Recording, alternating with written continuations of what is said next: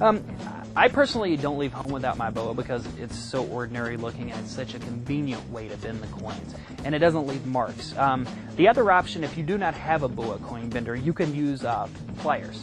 If you do use pliers, you need 2 pair. What you're going to do is you're just going to take a piece of cloth, put them underneath, because you don't want to damage the coin, leave marks on it with the teeth of the pliers. And at that point, you would do the exact same thing that you do with the boa, just bend it up. What you're going to do on this particular coin bend, though, is when you place the coin in, one side retracts in itself, just like that. The other side is solid. What you're going to want to do is take the solid side, take the retracted side, and what we're going to do is we're going to just bend the tip, just like that. So now we have a bent tip.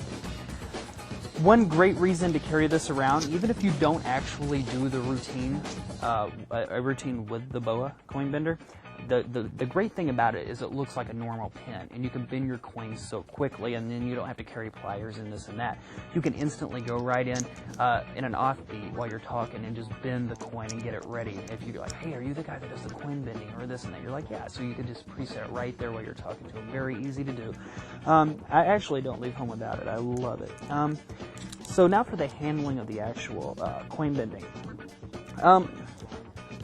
Basically, when you ask someone to borrow change, I like to get change from multiple people. Let's say there's people over here and over here. I like to get change from everybody. They can either throw it down, and at this point you could sleeve the coin to where the coin will actually just fall down.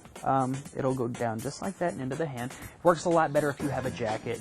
You would definitely want to have it buttoned. Sleeving is an option for that.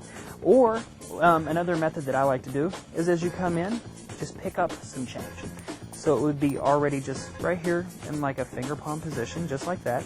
And as you come in, you just grab a couple of quarters and tell them you're going to use a quarter. And you would just have the gimmick.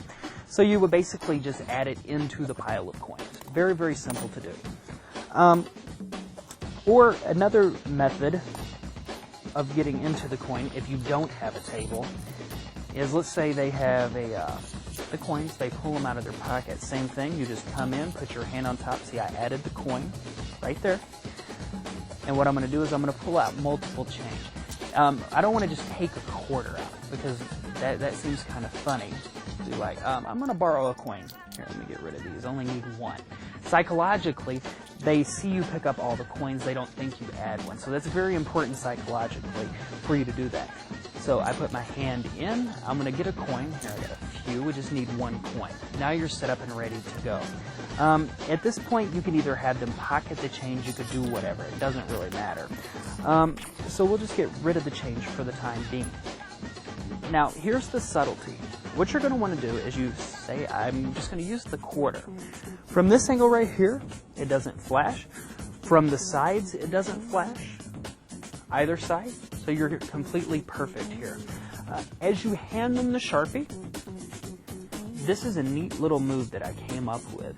What we're going to do is from here, essentially we're going to turn the coin like that.